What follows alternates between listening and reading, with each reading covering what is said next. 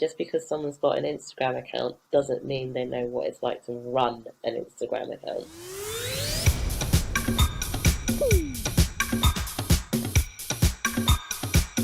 Welcome to Confessions of a Social Media Manager with me, Erin from Agora Pulse.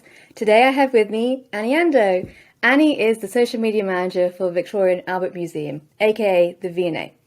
Located in Kensington, London, it's one of the world's largest museums for applied and decorative arts, design, and houses a permanent collection of over 2.7 million objects. Founded in 1852, it was named after Queen Victoria and Prince Albert. In recent years, it's hosted some brilliant collections from Alexander McQueen to Frida Kahlo. It's the perfect place to take a date, have a solo trip, or somewhere where you can try and bond with your mother. As part of her role, Annie manages and creates the content for their Facebook, Instagram, Twitter, Pinterest, and YouTube. And that is a combined follower rate of around 4 million. Yep, yes, 4 million. Annie means business. Before taking on her role at the V&A, she was an agency gal through and through, running social media campaigns for names like Rolls-Royce, Sony Music, IBM, and Sky Cinema. Then, in 2018, she joined the V&A as their social media manager, where she has implemented a dynamic social strategy, putting visual identity and audience insights at the heart of her content. Her aim is to propel the museum to connect with audiences in new ways.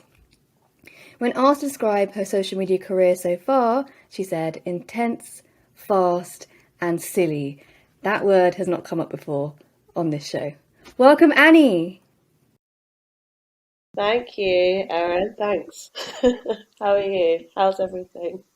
Oh my God, thank you for asking how I am. I'm doing great. How are you doing? I'm all right. It's Friday, so very ready to clock off work at some point. I have so many questions for you because you run social media for one of the biggest museums literally in the world.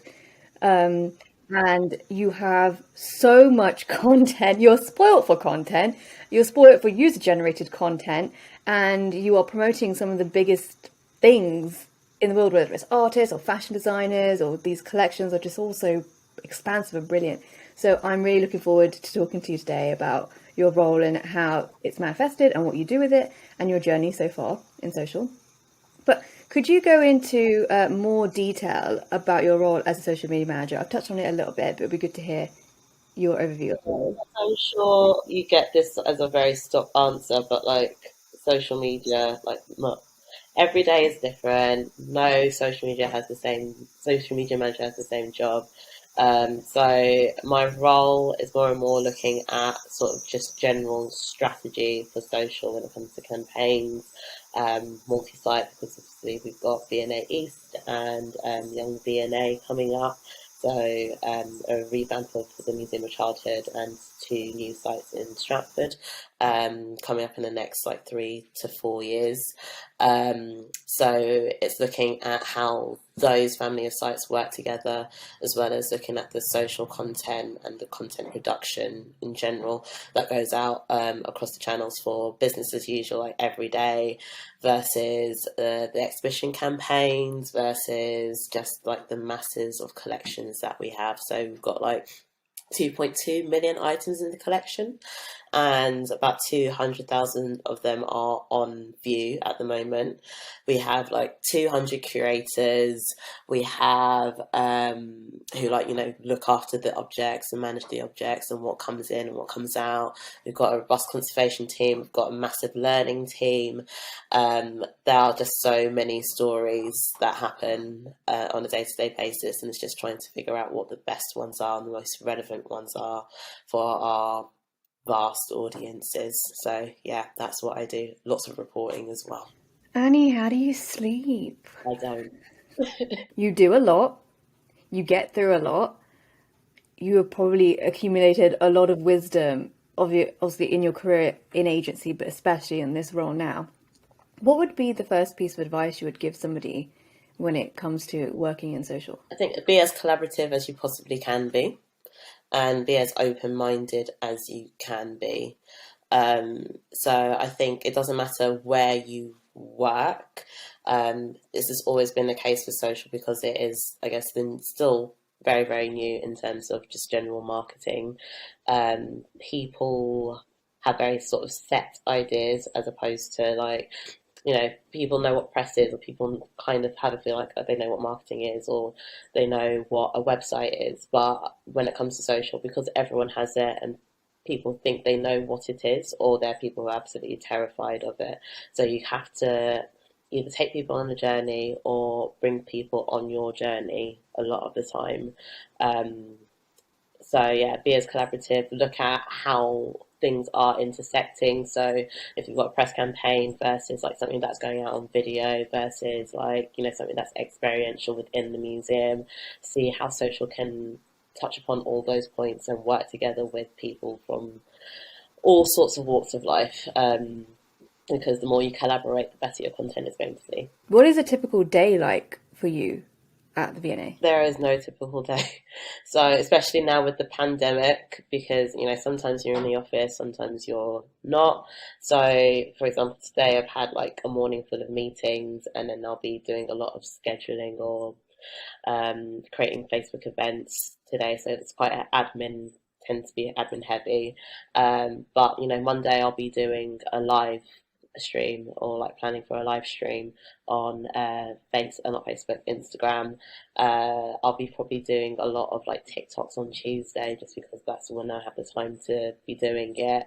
I'll be reporting all throughout the week. I'll be doing bits for strategy across like the week. Like every day is different. Some days are like really, really creative, and like you're working with different stakeholders around the museum, and like working on strategies and looking at the future. And some days you'll literally be doing like the most dull, not soul destroying, because nothing is really soul destroying. We're not fighting in a war or anything, but the most like the some of the least interesting things, which is a lot of the admin stuff, which everyone has to do. Doesn't matter how high or low you are, everyone's got to do the admin stuff. So yeah, some days are creative, some days are a bit of a slog, but it all has to be done. How do you decide which days are going to be creative days or like the more admin days? Is it just sort of like whatever's coming up in the week, or are you saying to people, look, do not talk to me today. I'm going to make a bunch of TikToks. I'm out of office. Be quiet. I mean, there are definitely days like that, especially if it's like heavy strategy pieces where I will put my do not disturb on. If I get a call, no one is going to hear from me whatsoever. Like, no. But then there are days where I definitely can't do that, especially if something hits the fan in terms of crisis comms wise. So, as much as I'd love to be sort of off the grid and just get my head down and do stuff, sometimes the world outside does not allow that, and fires happen, and you have to figure out a way to put them out. It's so interesting to hear that. Okay, so you've got collections, and the marketing team deals with that, and they eventually come to you and say, "We've got this, and this," and I'm sure you're saying, "Well, that's not really working social, is it?" Or "Why have you not done it like this? Maybe try this." But then obviously you've got the more run-of-the-mill stuff that's happening with the museum. So you've got like the other bits, the continuous collections, the things that sort of stay the same. You're probably advertising loads of different stuff. How do you sort of juggle all that content? So I rule with an iron fist. Um, I joke, but I don't really. So luckily, I've been at the V&A for over 3 years now. So the social strategy is quite ingrained into how marketing and comms work, and again across the museum. So we work on a thematic basis. So every week has a different theme. So this week, because of Black History Month, the concentrated theme is Black artists and Black designers and Black narratives. But will be, because Black History Month is not just for a month; it's every day, it's every year, it's forever.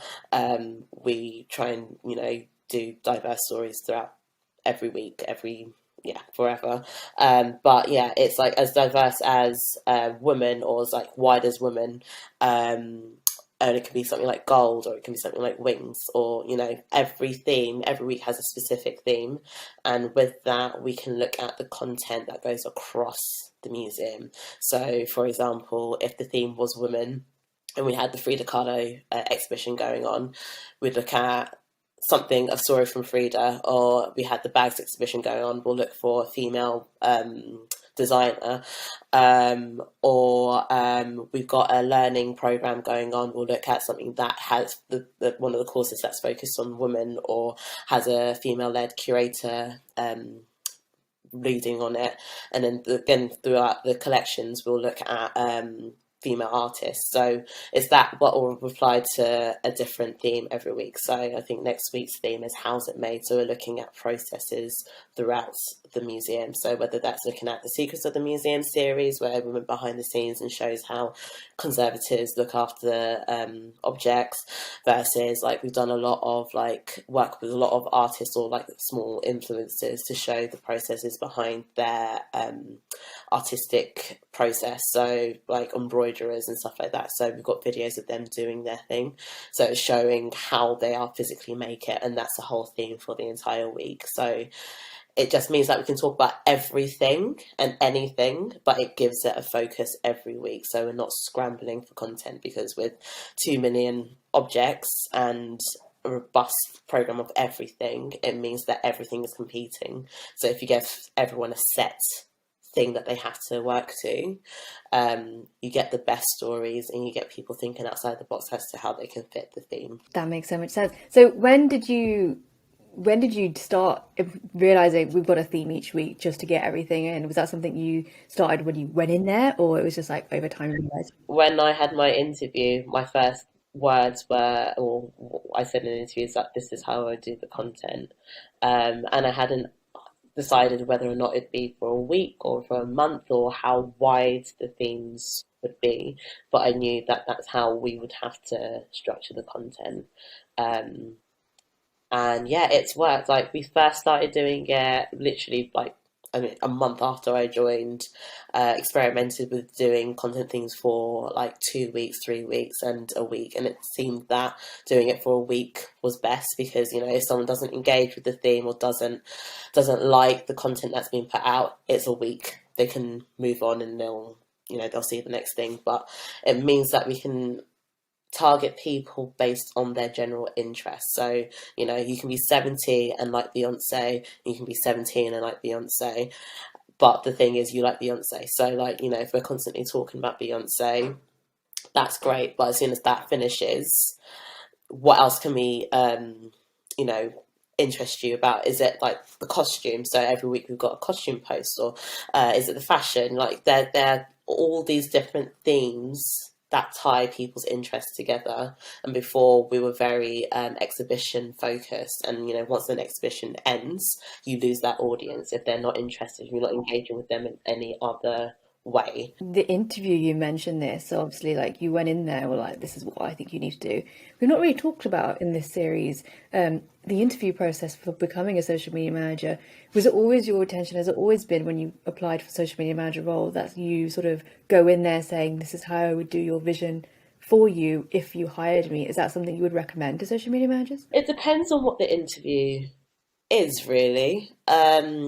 I think with the V&A, I was asked quite, not quite directly what I would do, but part of the presentation that was done for my second interview, we had to do a social media strategy for an opening exhibition or opening, you know, and I put that as like, this is what I would do for this opening, but you know, it's a permanent collection piece, so we need to be talking about this constantly, and this is how I'd organise the content that would be based on this. You know, I see what your feed looks like, and they asked for quite honest feedback on what they thought the feeds looked like, and I said, you know, this is what it looks like to me. I don't think it's very organised, doesn't show what you really are about. It's very exhibition heavy, and I would want to try and show the diversity of your um, collections, and this is how I would do it.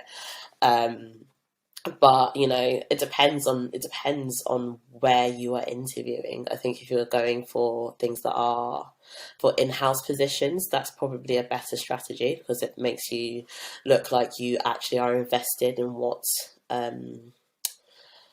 you will be putting out for that pace. I don't know if it's the same case for going into agencies, because obviously you work on about 20 million different clients or 20 million different projects. So it's not so straightforward and like clear cut. But I think it's never a bad thing to show what you're passionate about and show how you envisage things. It's just being able to back that up and being realistic as to what you think you say that you can achieve. That's brilliant advice. I love the fact that you went there like, this is okay, but it could be better, and this is how I'm going to show you. And you are unabashed in telling them that. Like, I love that. That's the exact confidence that people probably should have when it comes to these interviews. Because, I mean, yeah, I suppose, like with the VNA, it's a bit intimidating because they're so big. And I imagine that people, when they go into interviews, it is generally intimidating anyway. But they wanted to hear a fresh perspective. That's why they're getting new people in. So I'm sure like the underlying advice of what you're saying is just like if you've got an idea, back it up and show it and tell them why. Showing your love and showing your enthusiasm and showing your confidence, especially the more senior you get, confidence is absolutely key, because you're going to be dealing with so many strong personalities and so many different types of people that you can't be a wallflower, especially if you're going into a slightly archaic institution at that point. Or any institution, any brand, any business, especially if they've not really embraced social media before, you're going to have to get a lot of people on your side, or get a lot of stakeholders investing in you so you can get the job done. So be confident. Doesn't matter if you don't feel confident. Be confident and be passionate. Absolutely. Social media managers come into organizations and they have to basically learn the history of the organization, understand what's gone before them, understand the personalities that are involved. And especially when you are in such a huge organization with different departments, you're the nexus of them, and you really have to synthesize everything that they've been giving you and tell them quite straight, I need this from you, this isn't going to work, that's a brilliant idea, but do you honestly think that's going to work as a video? Would it? And it's like, I think people underestimate, yeah, people think with social media managers, okay, they post some tweets and they get some data, but those interpersonal skills are so, so important, because you have to talk to everybody. You're not just siloed as much as sometimes you want to be. It is 70% being social and 30% media, I would say. Like, I've never spoken to as many people in my entire life before this like job, and like I'm a very social person, but having to get the stories and having to get things from people, having to get people's buy-in, or having to not placate people but handhold people in their journey to doing things for social and making them realize that it's okay, and that I'm not giving Mark Zuckerberg all their information because I'm taking a photo of this. Like, getting those thoughts and those ideas and getting those mindsets to change is a big task, but it needs to be done if you're going to get the right stories out there and do what you need to do. What is the most exciting thing that you're working on at the moment with the VNA? I think our TikTok channel is the most exciting thing.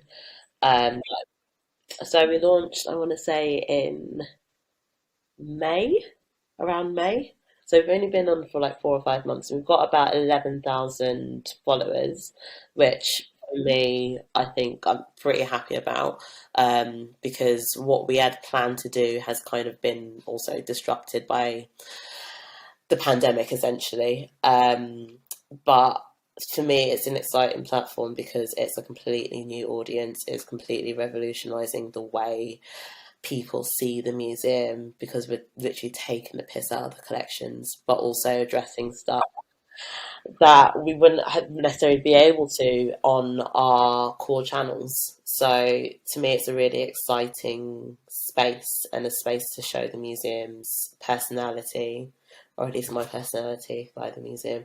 Um, yeah, it's for me, that's the most exciting thing, because the types of stories we can tell and how we tell those stories is just, it's far from traditional. and it's what the thing that's going to get the younger generations in, or people who find museums boring and archaic and don't think it's for them. They can now walk through like the cast course and be like, huh, that's a bum. Or I'm trying to spot all like the different artists around the museum. Like it's that kind of thing. It's making art accessible to people that wouldn't necessarily think it was for them. That's such an interesting way to approach that channel because obviously I've got TikTok, of course I do. So I've been seeing places and sort of museums sort of do more sort of guided tours, but no one's really been doing it with a sense of humor that really matches the vibe and the aesthetics of TikTok. It's fun. It moves so quickly. You need to entertain people within like 0.2 seconds. That is that approach is really interesting to hear. So what channel at the moment is doing the best for you? What is the most engaging? Our most engaged channel by far is Instagram.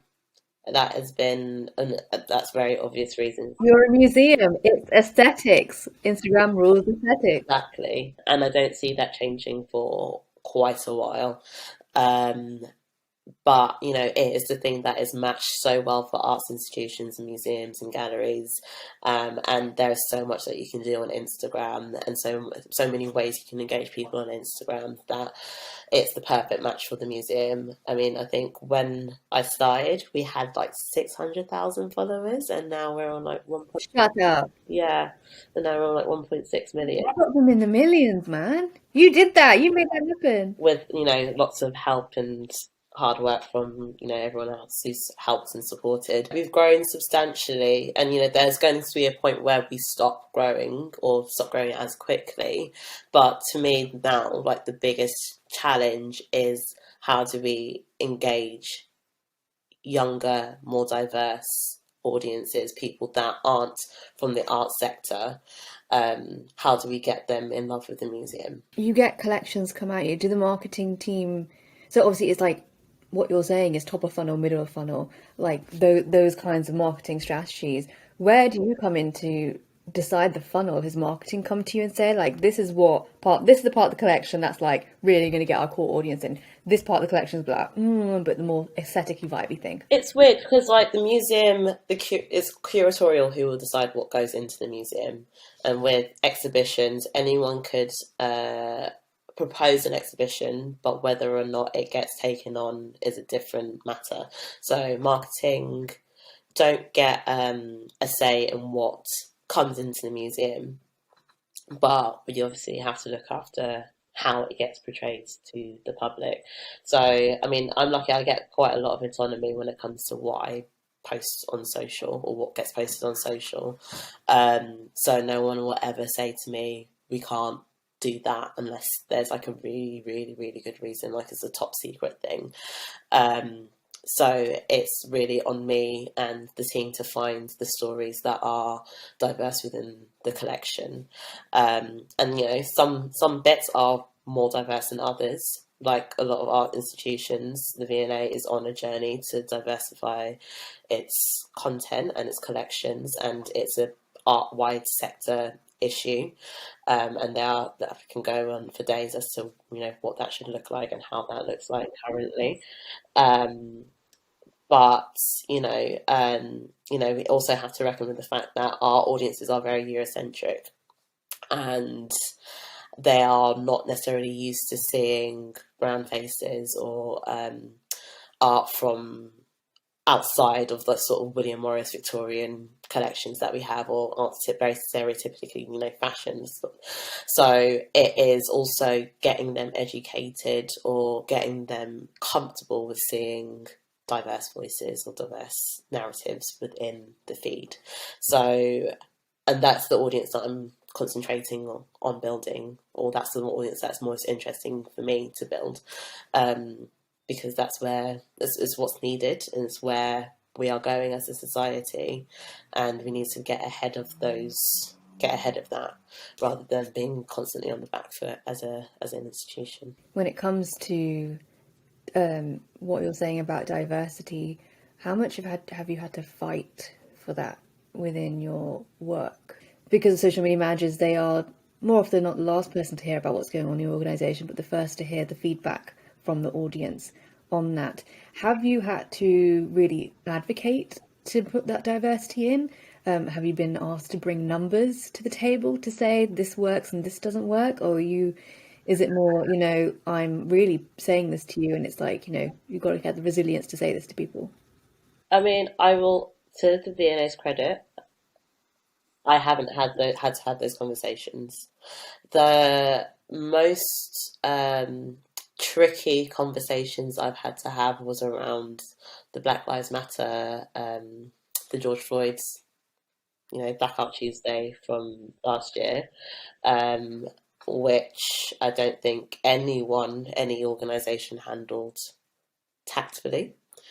Um, but we move.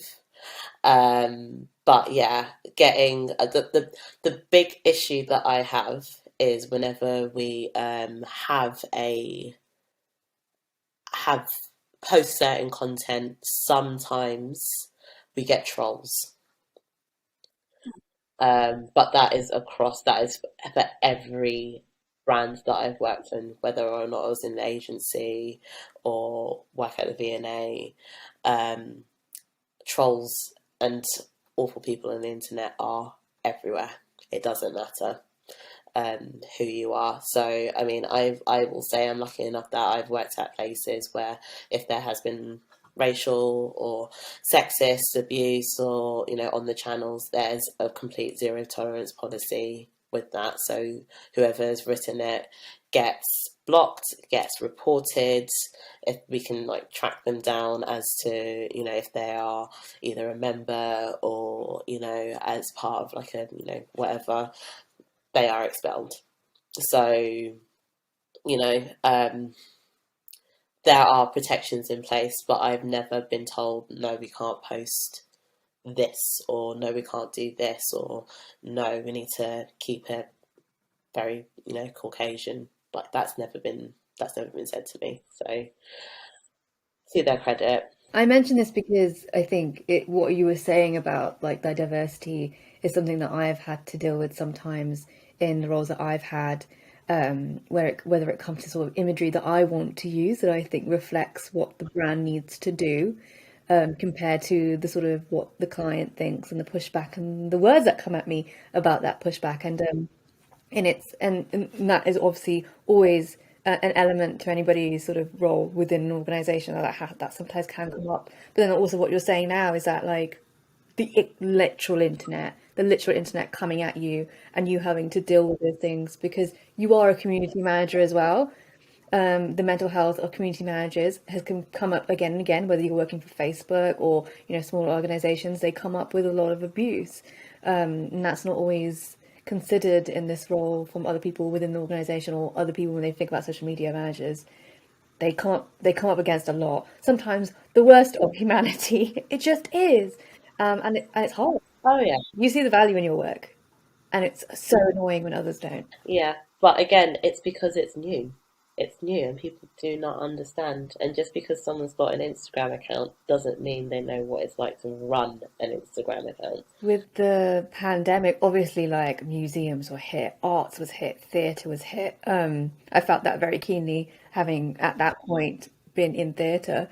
How did you manage that from a social media perspective? Because, within a week, doors are shut. So I want to say very, very, very luckily, the social media strategy that is in place meant that we were fine in terms of what we were posting because we very rarely up the our content is very much object based rather than come here kind of based because 70% of our audience is international. So half of them won't be able to see, or half of them, but a lot of them won't be able to see the content on the museum on a regular basis anyway. Um, so in terms of what we were doing work wise and how like content was run, we were okay. I know other places really struggled, but we were okay. And what was nice is that the social strategy actually ended up getting rolled out towards to email as well. So email would do thematic posts as well, or thematic content, and also what was going on the website. They would publish content based on the themes as well. So every week, if we had say like animals, they'll post something that to do with one of the animals in the collection kind of thing. So it meant that everyone was in line. So it was nice to see the strategy being able to be scaled up or scaled down depending on everything. In terms of like the museum clothes and arts, and yeah, obviously that is a very, very hard time for people. But I think what I found most difficult during the pandemic is being able to actually switch off and um, not having that sort of break in work. So we amplified how much content we put on the social channels because everyone's at home and everyone's bored. But that also meant that I like literally didn't leave my flat for like days on end because I was literally just glued to my screen, and we had a lot more eyes on us than we normally would because again everyone wanted to feed in their thoughts and feed in their conversations because again like if you normally look at something that is physical in the museum and something that's been taken away from you, you want to be able to feed it into the two channels that really were the only things that we had available, three channels, which was email, social, and the website. Um, so I think there was more pressure on marketing team and social team to put more out and or to try and bend to more people's will and to put a lot of justifications as to why we were doing things the way we were doing. But I think that only lasted for about a month before people sort of calmed down a little bit and realised, okay, it's a pandemic, but it's actually not that deep. Like it's just a social media post. Like my whole life is not going to collapse if this tweet doesn't go out. So it's PR, not ER, and that's what people don't realise. It is never that deep. We're not performing like reconstructive surgery on someone's chest, or it is a post. At the end of the day, it is a post. I think that's why I put silly down as like as a way to describe my career because you'll get people panicking about a full stop not being somewhere, and you're like, it's a full stop. It is a full stop. It doesn't matter. No one is going to care. I want you to do like a motivational newsletter for social media managers every week because you're coming out with so much stuff that I needed to hear at that point. Like I needed to hear that that typo was not at the end of the world. Who's going to die from a typo? Who is actually going to die? From what I can gather, your work-life balance was out of the window during that point. What is your work-life balance now? How are you approaching it? I mean, yeah, it's pretty good. I think I've always tried to be pretty strict with how much I work. Sometimes the balance isn't great, but like the previous agency that I worked at was awful when it came to like encouraging a good work life balance. Like you'll get there for like I don't know, like 8:30, and you'll still see people working till like 7, and it's one of those environments where they wanted you to sitting at your desk and being there late was a element of you looking like you worked hard. And that's not doing anything for anyone. It's not about working longer hours. It's about working smarter and more efficiently. Someone having a mental breakdown because, over like a full stop is not a sign to show that you care. It's a sign that you literally have no scale of what is important in life. So, again, sometimes you work harder, sometimes you work for longer hours, sometimes there are more intense periods of time. But I can genuinely say, like, again, since working at the VN, since maybe it's like an in-house thing in general, but obviously it's not going to be for everyone. Um, your work-life balance automatically is better than or from what I've experienced when I was working at the agency side. That's what I was going to ask you actually. Was that the biggest push to go from jump from agency to in-house? Just like was that the work-life balance just out of whack? It was the work-life balance. It was I was tired of having ideas and them being because of internal politics and people micromanaging constantly. that my ideas would get changed into something, and then having your ideas be distorted even more for when it went into the client side. Or, yeah, I think the previous agency that worked, or two agencies that I worked at before, were just, it was very micromanagement style, quite intense, not the nicest, quite competitive environment.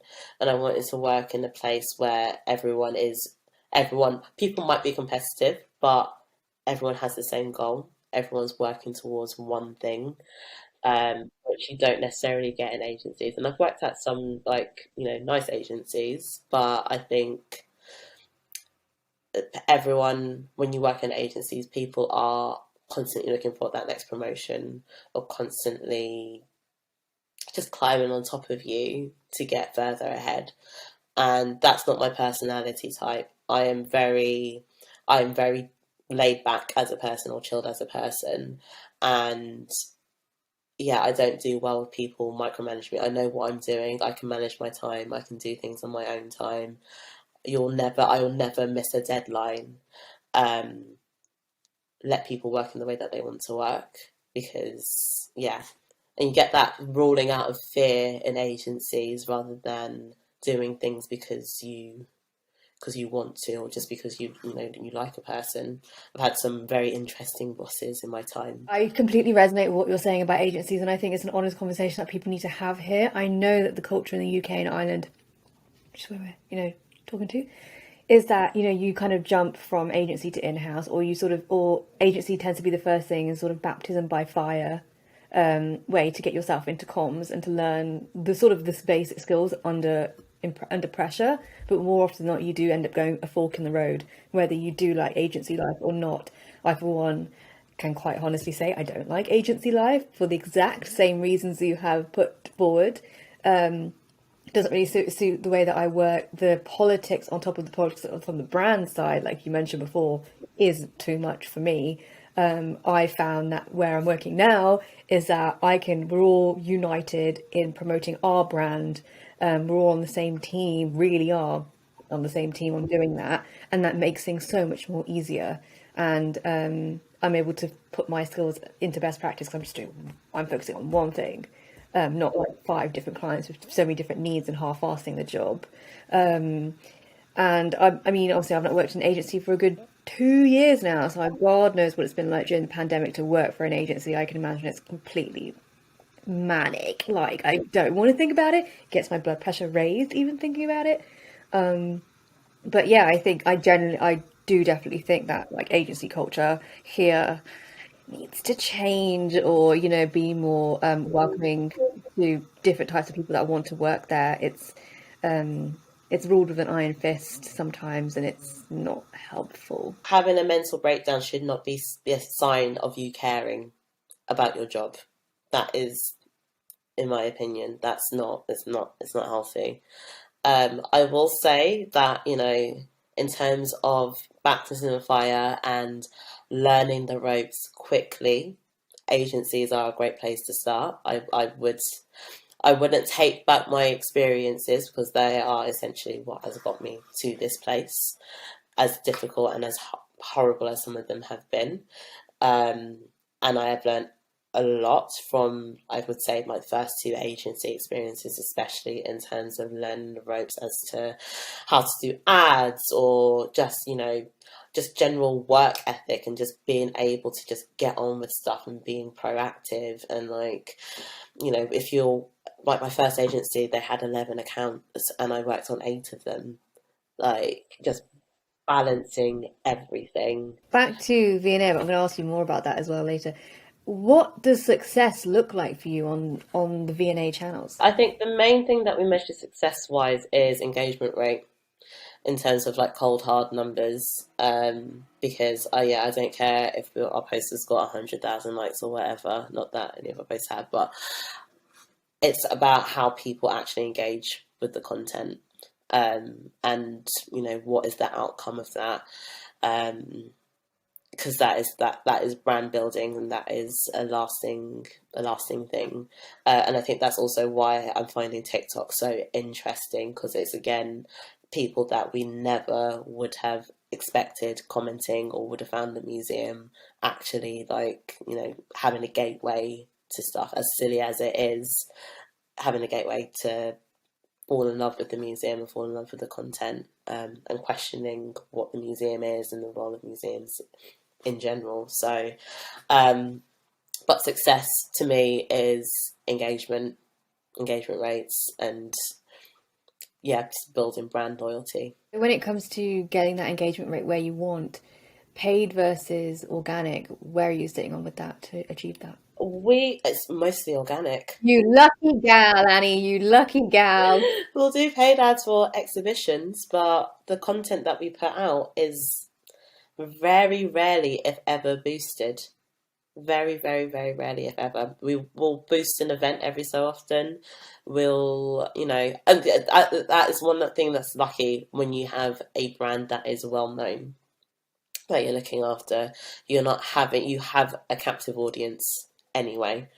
Um, so like, I used to do, when I was my first job, we used to do social for Psycho, so Simon Cowell's record label, and you would write some of the content plans, and do bits of community management, and you could put the most inane post out for one of the bands that I'm not going to mention, um, but it was a boy band, and so make your thoughts, and it could literally be a song lyric, the most vapid song lyric, and it'll get like 300,000 retweets.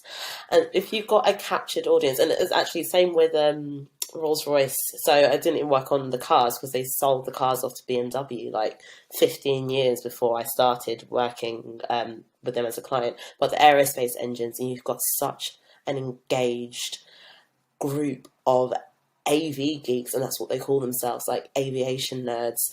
And you'd put out like a fact about how fast an engine will go and compare it to maybe like Formula One race cars, and it would go people go absolutely crazy. If you've got an engaged audience and a core audience that are really vocal and really passionate, your job is kind of partly done for you. But the struggle is, how do you get newer audiences in?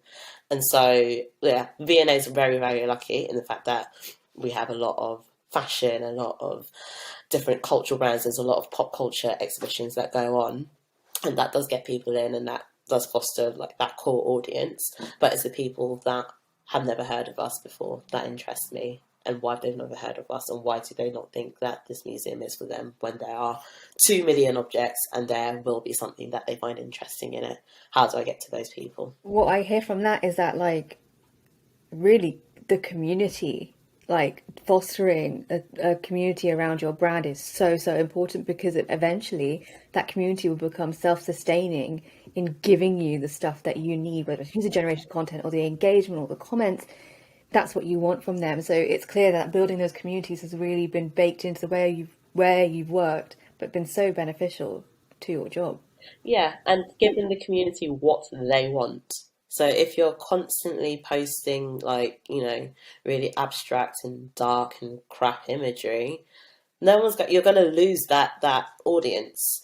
You can do stuff to, build audiences. You can do stuff to retain audiences.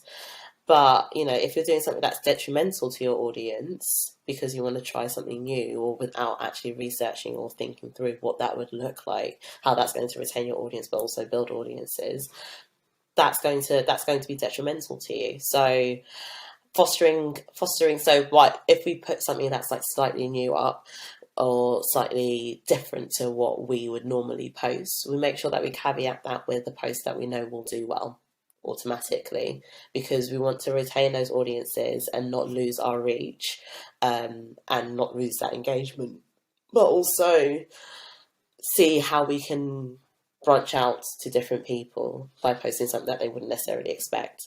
So it's, a two-hander.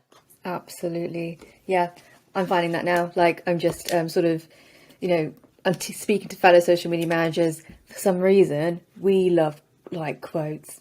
We love quotes on stuff. They love a good quote. You've been sort of like, peppering our conversation with, the skills that you have been putting forward to make your job a success for you and what you think the skills that the job needs. What do you think the essential skills are needed for a good social media manager?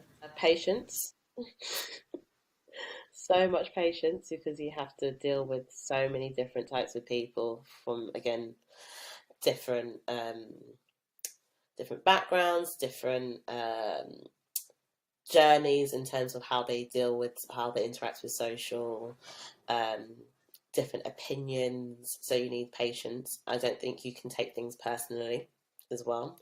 So whether that is looking at community management and seeing what how someone's commenting on your feed versus, if someone doesn't like an idea that you have, you can't take it personally.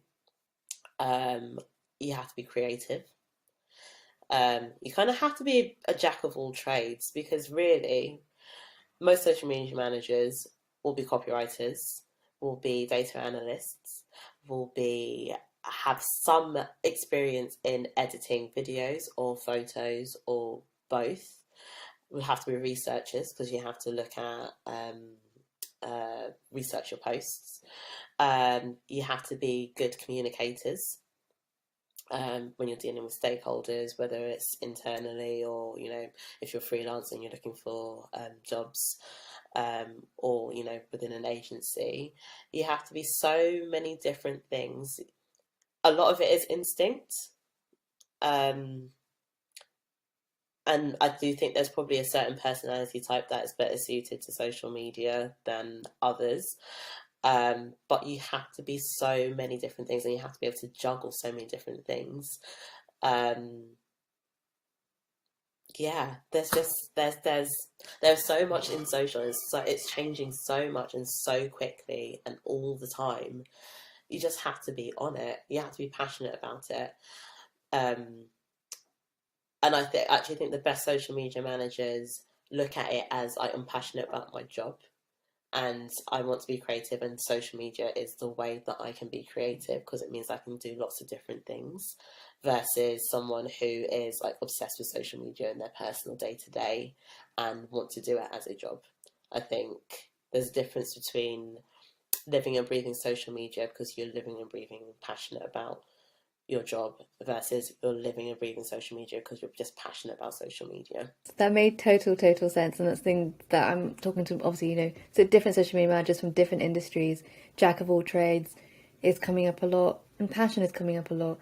If you don't have the passion anymore, their job is going to get infinitely harder because it's so intense. With social media, it's so public. The job, you mentioned typos and how they can get picked up, but what has been your biggest mistake on social media and how did you fix it? And please, obviously this is a safe space, so you can say whatever you like. If I'm being honest, I I think I'm really lucky in the fact that I don't actually think I've done anything that has been like humongous, like a death drop, like, oh my God, I feel like I'm about to get fired, like, mistake. I mean, I've worked at places where there have been like, oh shit, like this has happened.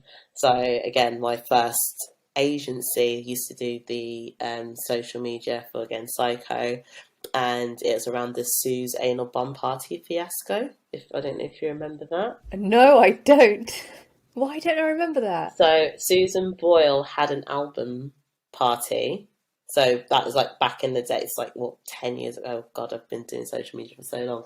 It was about 10 years ago now, when Susan Boyle was, a thing, and she had an album party, and they used to do, and obviously they still do it now, but it used to be the big thing to have like a listening party, and and the hashtag for it was Susan Album Party.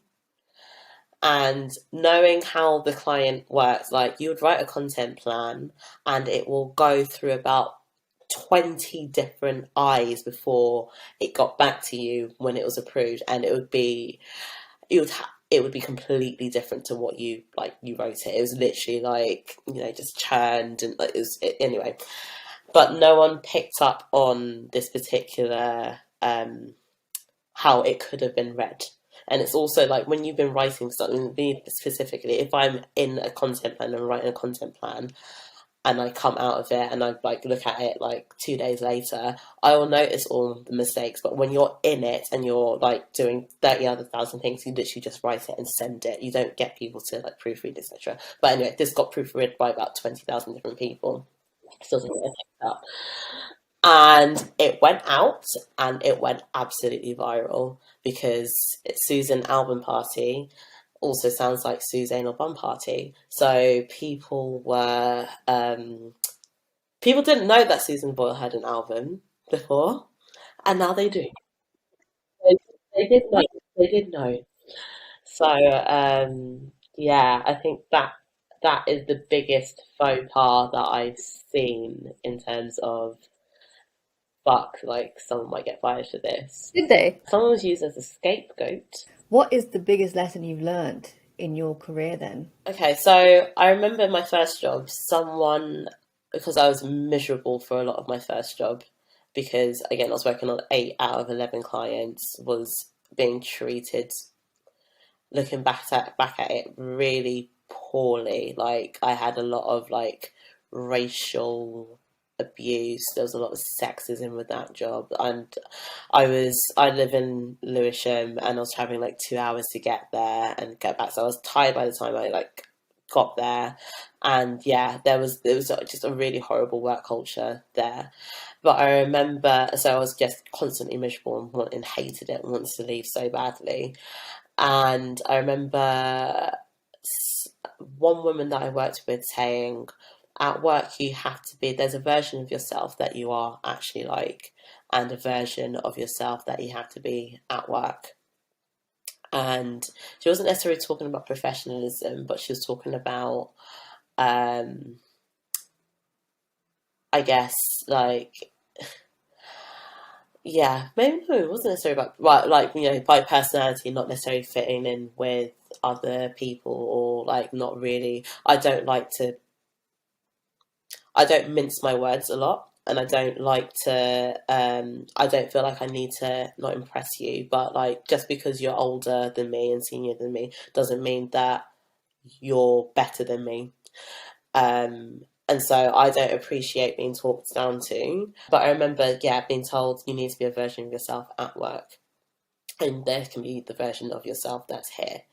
And I always thought that I had to repress bits of my personality or hold my tongue back because I didn't like something, because I felt like, that's the thing that would not push me ahead, but like, you can't always complain or voice your opinions and stuff because, people won't necessarily know how to take it or wouldn't always know how to say it in the most tactful way.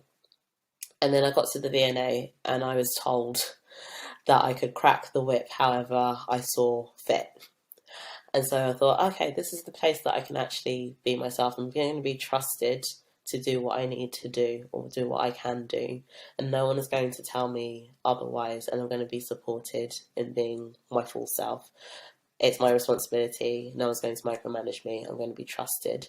So I feel like the biggest advice that I can give is you don't have to be a version of yourself. Be your full authentic self, but go somewhere that you're appreciated, not where you're tolerated.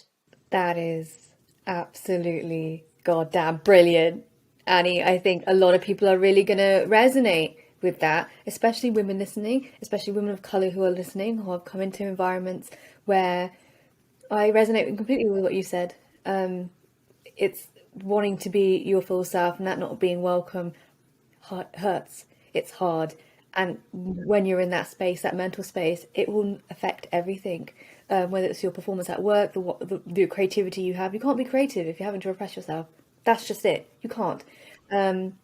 So I think that's brilliant advice to anybody who's listening who feels like they're already in that situation already or have come across that situation where they've had to repress who they are, their authentic self, their full integrated self in the workplace. And I'm really glad that you got to the VNA, which has allowed you to, be happy in the workplace and, encouraged your full self, bringing your full self to the table rather than hiding anything.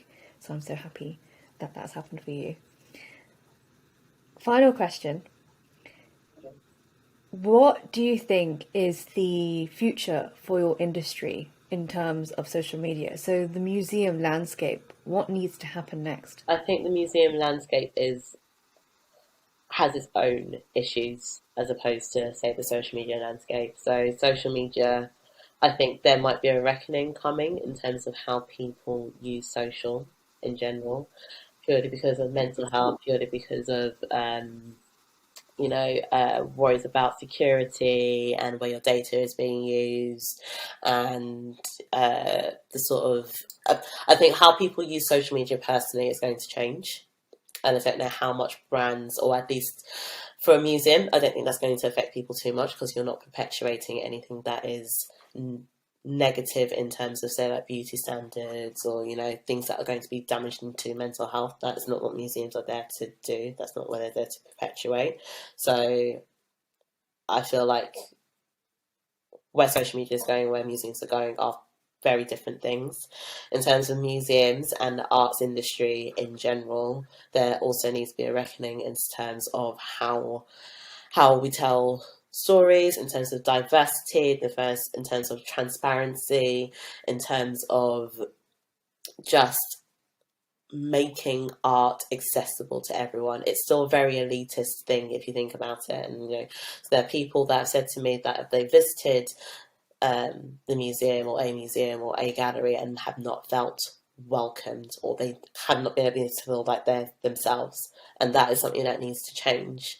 And that is through the collections and how we display art, how stories are shared and stories are conveyed, and yeah, and just being transparent and as open, as welcome as possible.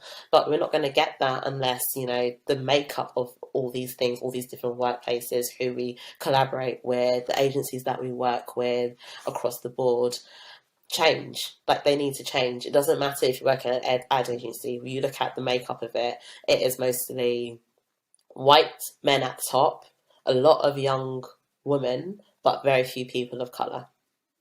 And we're not going to be able to tell the best stories, or the most diverse stories, or the most interesting stories, if all the people that are at the table look the same and come from the same background.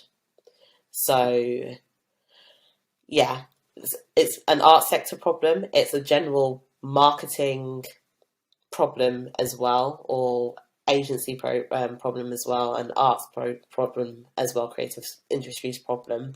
But I think there's more, the appetite and the desire to do more is there. It's just, how do we get there?